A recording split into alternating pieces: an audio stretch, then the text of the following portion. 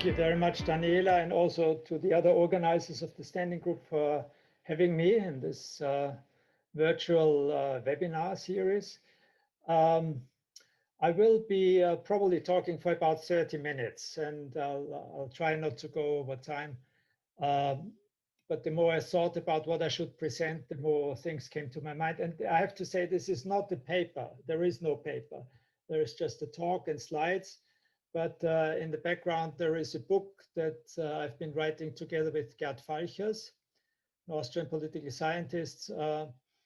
And I just draw material from that book that is written in German. It's basically about my own country, Austria. I've been doing comparative and theoretical work on citizenship policies for quite a long time. But I've never been completely able to figure out, why Austria is such a strange case. So I'm testing this argument with you now. So it's not meant to be a general argument that creates generalizable hypotheses for lots of other countries. It's really trying to understand a specific case, but using the literature and the lenses from the general comparative literature. Okay, here. Yes. So that's the outline. The puzzle is basically that Austria is a high immigration country by all standards. But it has resisted liberalizing citizenship trends that we've seen in other Western democratic high immigration countries. And the question is why? So I will start very briefly by showing you some facts about Austria's immigration profile. Then I will talk a little bit longer about Austria's citizenship regime, basically its citizenship law and its regime on voting rights for migrants, and the effect of that blocked access to citizenship on the integration of immigrants and on democracy in Austria. And in the end, I will suggest three possible explanations, and that's the core of the argument. I would be very happy if you can add a fourth one or tell me one of them is wrong. So that will be about the political system, especially the party system. Secondly, about the nexus between immigration policy and citizenship policy. And thirdly, about the peculiar way how Austria has constructed its national identity post-World War II. And on the final slide, I will just speculate about possibilities of change that I still see. I'm an eternal optimist, but not in the very near future. So Austria's immigration profile, the share of the foreign-born population, so that's the proper statistics for measuring immigration, is 20% in Austria. If you look at the bar chart below, you will see that to the right hand with higher shares than Austria, there's just Sweden, Canada, Israel, New Zealand, Switzerland, Australia, and Luxembourg. Luxembourg, of course, very small country with lots of EU migrants, so let's leave that out. Austria is clearly in the group of the highest immigration intake countries in the OECD world. Now let's look at the population of the immigrants who are non-citizens. That includes now foreign-born as well as second and to a certain extent even third generations of immigrant origin. That's 17%. So very, very high compared to 20% immigration. You would think that many more of those 20% had already been turned into Austrian citizens. If you look at the largest groups by nationality among the non-citizens, you will see the top two bars are Germany and Romania. So this is intra-EU migration or mobility, as the EU prefers to call it, followed by Serbia and Turkey, which are the countries from which Austria recruited guest workers in the 1960s. But if you add to Serbia the ex-Yugoslavian countries of Bosnia and Croatia, you will see this is by far still the largest group, so more than the Germans too. This is now not immigration population, but non-nationals who have not acquired Austrian citizenship. And those from former Yugoslavia and those from Turkey are all stock immigrants. So they have been on average in the country for a very long time, which means that they qualify in terms of length of residence for citizenship but haven't taken it. So what are the basic features of Austria's citizenship law? The most important and first thing to point out is that it's squarely based on jus sanguinis, meaning citizenship is derived from descent from citizenship parents. Jus soli, which is co-present with jus sanguinis in nearly all countries around the world, is very weak in Austria. It's basically granted only to foundlings where you don't know the citizenship of the parents. There is another weak provision that you could call jus soli, which is those who are born in the territory can get so fast-track naturalization, but only after 6 years of continuous residence, plus lots of other conditions, basically the same other conditions as applied to immigrants who naturalize after 10 years. First generation immigrants. So second generation gets no privileged access apart from a reduction from 10 to 6 years. Ordinary naturalization, that is basically naturalization based on residence, requires 10 years of residence, as I've already pointed out. But that residence must be pretty continuous. So long interruptions where you go back home to take care of some family members set the clock back to 0. Apart from that, the other really important obstacles that apply also to most immigrants who can naturalize after 6 years are very high income requirements and astronomically high fees for getting citizenship. A strict renunciation requirement for your previous citizenship, so there's no toleration of dual citizenship. A very strict definition of what a clean criminal record means, a language test, and a civic knowledge test about Austrian historical facts in the constitution. However, you know, this type of access that we call ordinary naturalization is now used by only 10% of all naturalizations in 2020. That's a quite striking figure. You think it's ordinary, but it's a small minority to which it applies. And the reason is basically that it's so hard to go through that gate into citizenship that the categories that are left who do get access to citizenship are the special naturalization categories where the usual waiting period is 6 years. I've already mentioned birth in Austria. It applies also to citizens of the EU and EFTA countries. And there is a reward that you can get citizenship after 6 years for special integration achievements. For example, well, you must have German knowledge at a higher level, plus you can, for example, show that you have volunteered in the fire brigade in a village or something like this. So these are all taken together, all these 6 year special fast-track naturalization categories already make up 46%, nearly half of all naturalizations. Then there is a sizable category for extension to minor children or spouses. So one person gets naturalized, but the other persons get naturalized with them. And if you are married to an Austrian citizen, you can also get privileged access to citizenship, but with lots of conditions still attached. Dual citizenship is tolerated basically only if it's acquired at birth, either from parents with 2 different nationalities, or in the case of Austrians born abroad in a jus soli country like the US or Canada, they are Austrian citizens plus American citizens. It's also tolerated in a very limited category of special naturalizations, which is restoration for the Holocaust victims, where now also second generations are included, and not only the few surviving victims of the Holocaust. And there is an offer of Austrian citizenship for celebrities in the arts and sports, and for investors. There is a route to get Austrian citizenship through investing in the country. But there's no toleration of dual citizenship, both in incoming naturalizations, meaning immigrants, and in outgoing naturalizations, the Austrians who settle abroad and want to acquire citizenship of their host country. And with that non-toleration of dual citizenship, Austria is in a group of only 18% of states worldwide. We've done a count of 175 countries and found only 18 have the symmetric non-toleration of dual citizenship, and Austria is among them. So what does that mean in terms of assessing where Austria is in international comparison?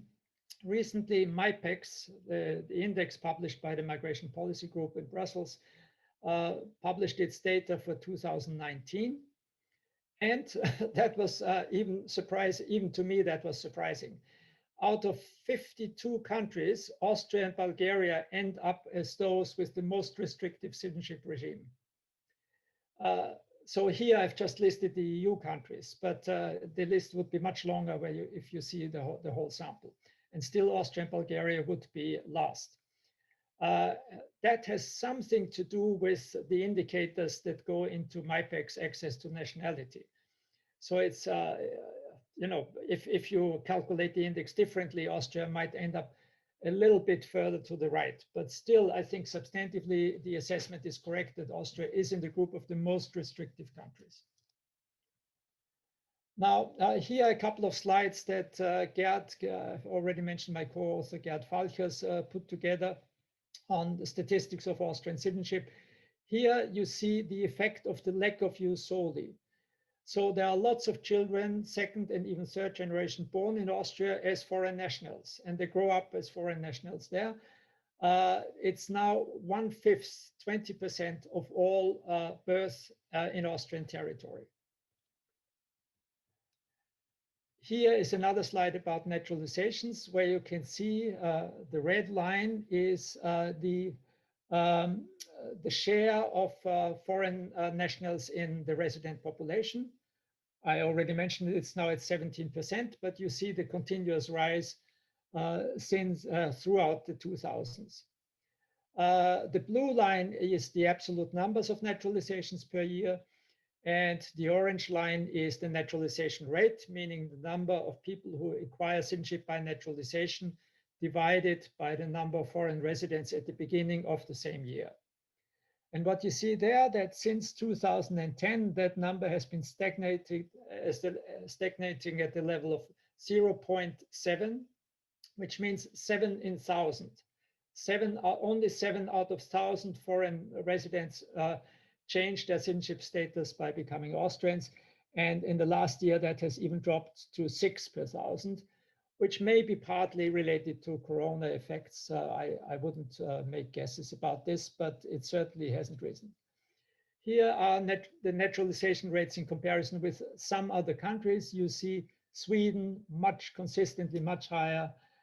You see Britain, Netherlands, Switzerland, the European Union average, and even Germany, which has more or less similar traditions as Austria, significantly higher rates than Austria has now. Of course, when we look at naturalization rates, we have to be a little bit cautious what they express, because the denominator in that fraction, number of naturalizations per year divided by the resident population at the beginning of the year, the denominator depends on migration dynamics, how many people have entered the country at what point in time and settled there. And it also depends on jus soli. If second generations become citizens at birth, then they don't show up in the denominator of the foreign resident population.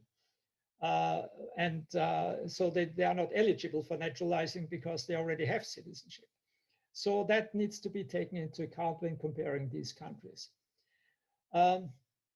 It's a colleague, in an edited volume that is forthcoming on dual citizenship, calculated what's the number of eligible people among the immigrant stock in Austria. So he started out with the 10 years residence requirement. As we already heard, that is only the route for a minority of people, but that's what the law foresees. And he found out that 40% of the 1.5 million foreigners already are in the country for 10 years or longer. If you divide this by EU, EFTA, and third countries, you will see that it's roughly half and half. A little bit less than half are EU origin and 55% are third country nationals. So these are the people who would meet the 10 years residence requirement. But there are other requirements, as I've just pointed out, and one of the most severe obstacles is the income requirement. Another colleague August Gechter calculated recently that 15% of the third country nationals with more than 10 years residence in Austria live in households that do not meet the income requirement because their regular, mostly wage-based income is too low to qualify for Austrian citizenship. And finally, there is the renunciation requirement, which has for the previous citizenship, which has a major deterrent effect.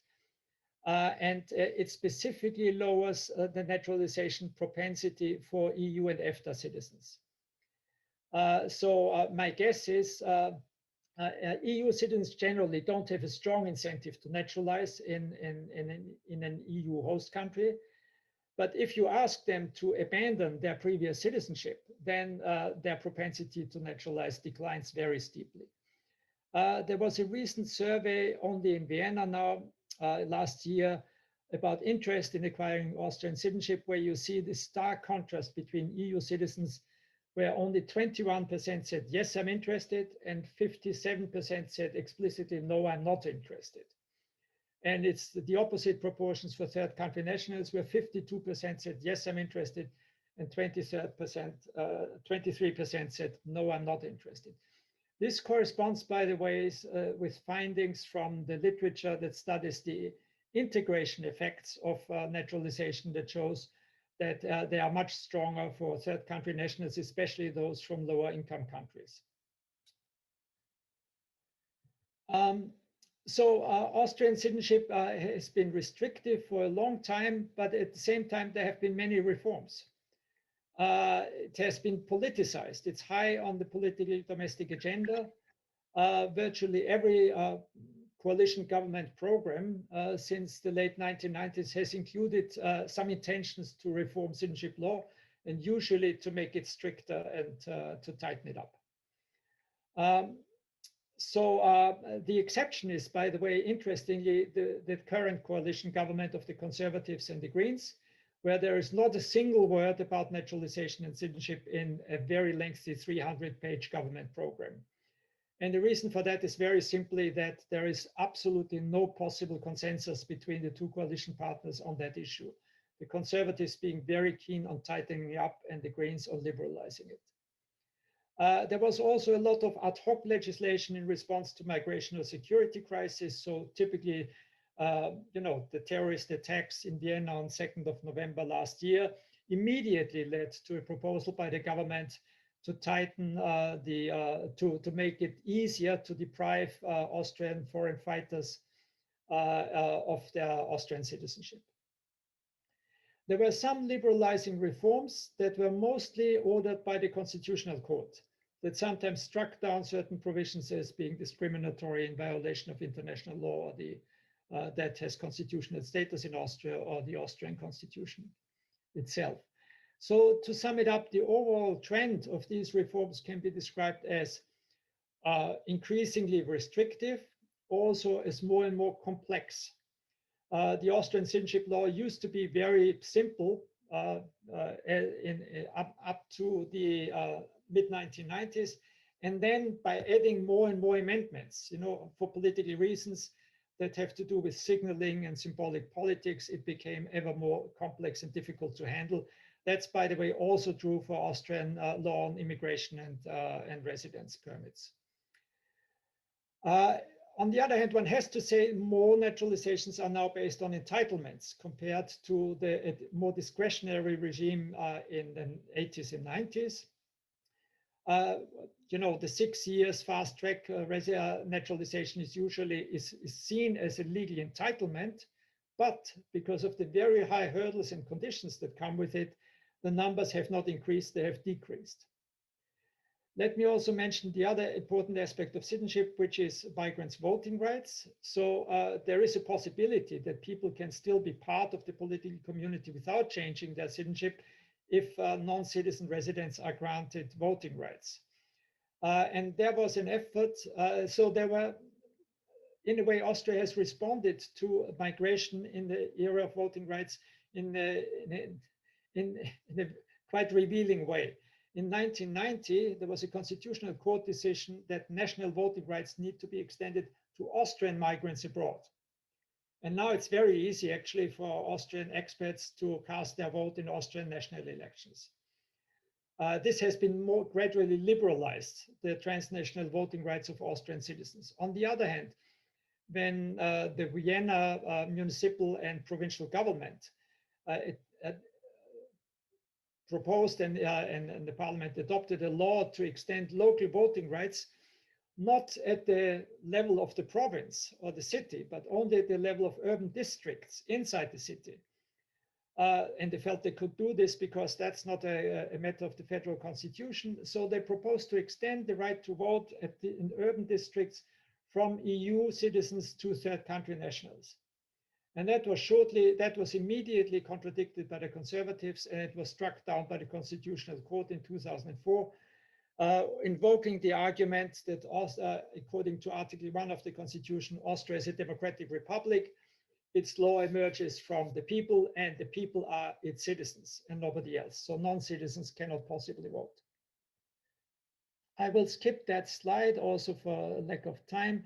This is just a list of the more important reforms of the citizenship law since 1980. And I will just quickly suggest, in terms of evaluation, what the citizenship regime does to immigration or to Austria as an immigration society. So on the one hand, it increases an integration deficit.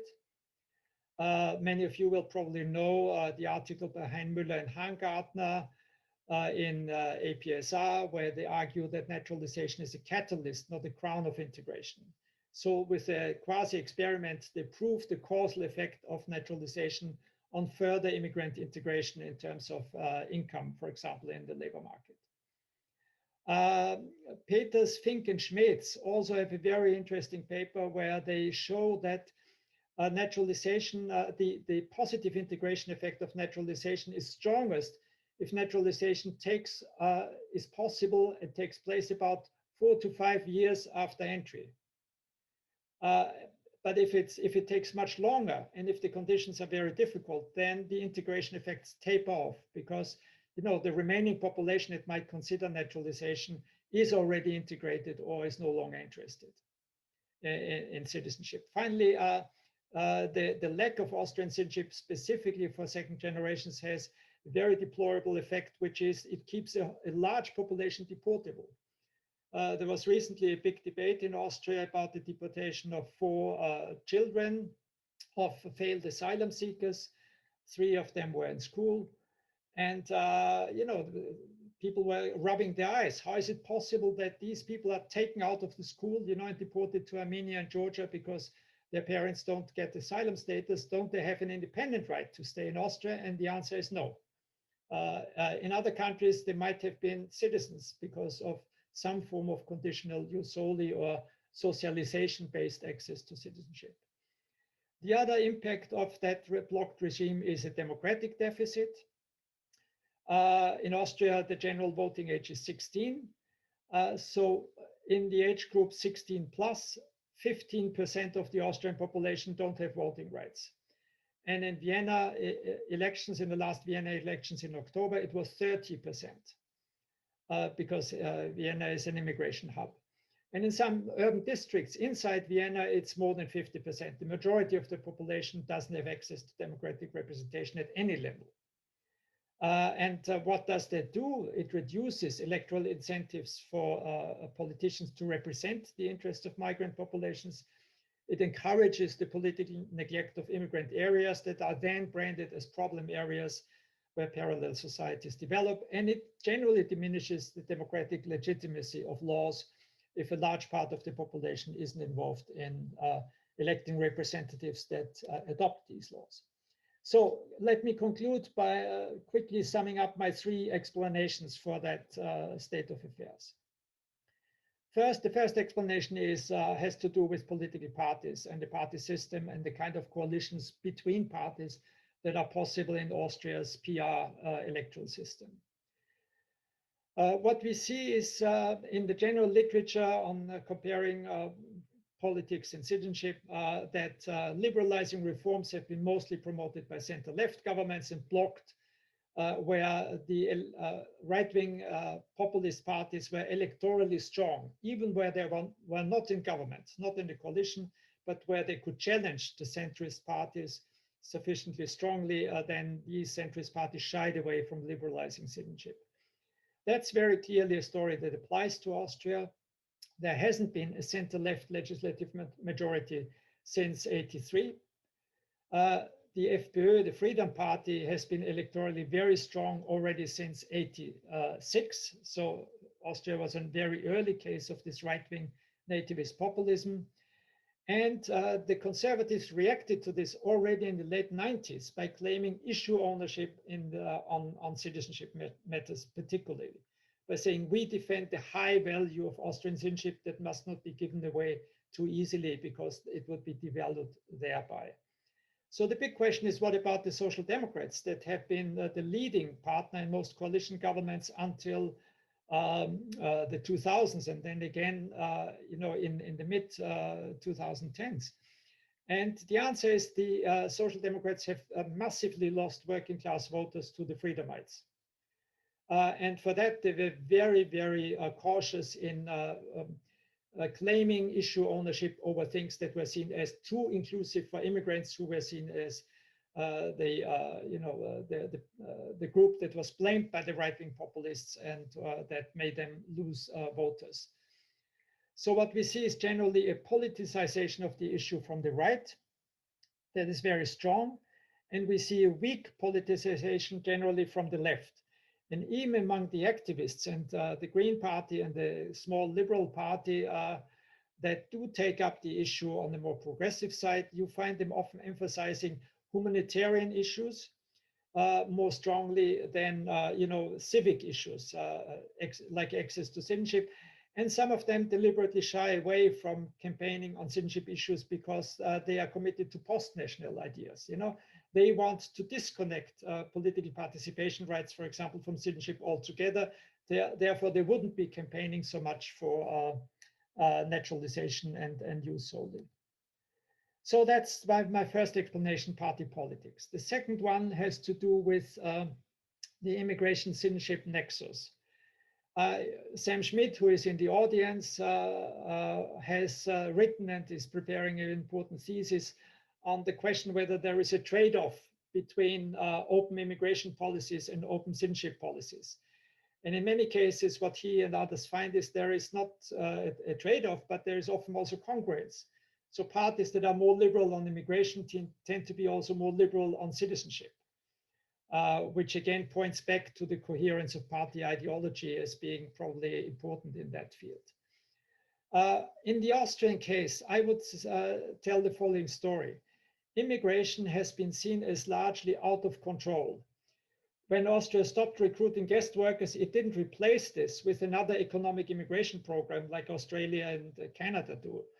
But it experienced all immigration basically as uncontrolled and out of control. Family reunification, EU accession brought in lots of new migrants and asylum seekers. So there was this perceived loss of control that could be easily politicized by the right.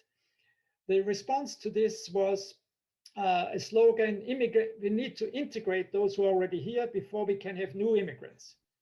But since there was no control over new immigration to a large extent, that slogan was self-defeating. And the response to this was to, in a way, the effect was to define integration as an ever-moving target. You couldn't possibly meet it because there were always new people coming in. The so-called refugee crisis in 2015-16 was the high point of that discourse. So you could never ever say, okay, now we are done with controlling immigration. Now we can finally move and help with integration and become more open and inclusive. We never got to that point.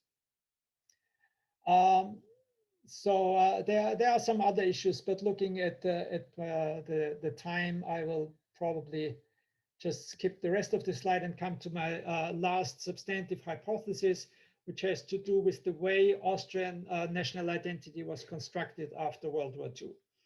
So you have to know that Austria, after World War I, was the leftover territory of the Habsburg monarchy, where there was an elite consensus that the state couldn't survive and should eventually join Germany.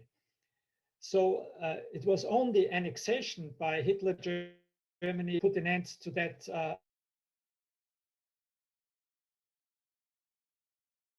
elite tell an affirmative story about Austrian national identity and independence. That led to a kind of very strange construction of national identity that was not explicitly civic, but couldn't also be explicitly ethnic, because the ethnic identities were seen as being German. And we wanted to get away from the German, pan-German nationalism that had led to the historic disaster of 1938. So the effect of this is in a lack of a republican form of civic identity that has also to do with the continuity of the old interwar constitution that was reinstated instead of, for example, in Germany, creating a new basic law. The lack of a catalog of fundamental rights. Our rights catalog goes back to the Habsburg monarchy, 1867. So there was nothing really to identify Austria as a civic nation. And the very late coping with the Nazi past that really started massively only with the Waldheim affair in also 1986. And what happened after that is when finally Austria tried to make up, especially for the lack of coping with the Nazi past, is the response to this was you could no longer be a respectable German, pan-German nationalist in Austria. But the Freedomites discovered another route, which was to become ultra-Austrian nationalists. Austrian patriotism took on a cultural connotation, and it was very easy to find how to define this Austrian cultural nation. This was basically by demarcating it from the immigrants, and specifically from Islamic immigrants and immigrants from Turkey, the largest cohort of Islamic immigrants there. So there is a discourse about parallel societies that form in Austria, the importing of homeland politics from Turkey, which is not entirely, there are some facts that show that things are going on that are problematic, but it was meant to tell the Austrians who they not are and why these people cannot belong to them. And the non-toleration of dual citizenship is a case in point, where my suspicion is that Norway, Denmark, Luxembourg have all moved to full toleration. Germany and the Netherlands tolerate dual nationality in 50% or more of all naturalizations currently. They just stick to the rule. In Austria, it's serious. And the reason I suspect has a lot to do, again, with Turkish immigrants.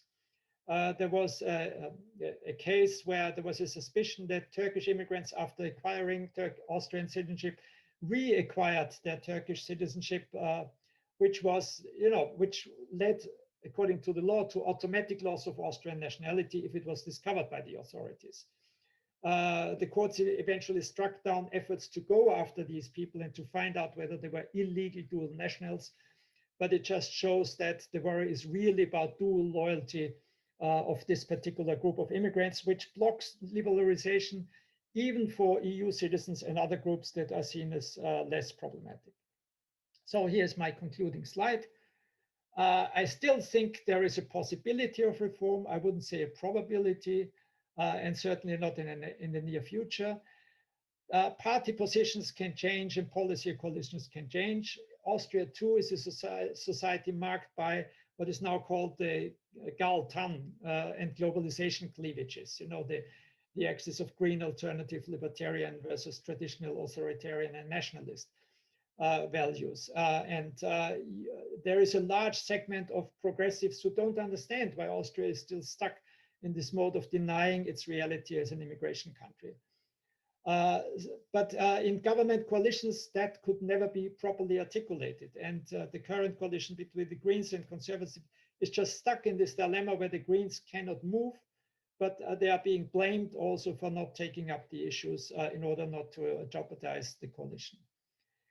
The second possible change, or the change that I see already, is in civil society discourses, but that happens only in low immigration circumstances. So in 2016, it was very difficult to have that discourse. But in every single election, I'm and my colleagues are called, on interviews with the media. On the democratic deficit, how come that 15% of the population cannot vote? And whenever there are deportations of school kids, there is a debate about the right to stay. And the most obvious answer is citizenship gives you the right to stay. It shouldn't be a humanitarian grant. It should be a right that is connected to your citizenship status. Finally, I see a potential for change through external pressure. For example, with dual citizenship, the Austrians abroad are making moves, as happened in other countries, to campaign for finally being allowed to keep their Austrian nationality when they acquire that of their host country. And also EU citizens inside Austria have been arguing we should have the right to vote, and we are willing to become Austrians, but not if we have to give up our previous nationality. So there is some kind of migration groups that may be able to shake up things a little bit on that front.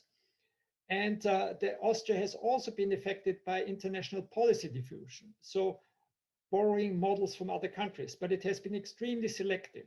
What it has borrowed from other countries, especially the Netherlands, is the civic integration term, introducing language and civic integration and civic knowledge tests in naturalization, and the anti-terrorist measures, depriving terrorist suspects of their Austrian citizenship. But similar mechanisms of policy diffusion could eventually also lead to a liberalizing trend that we haven't seen yet in this country. So with these rather vague conclusions, I thank for your attention, and I hope there is still some time for Q&A.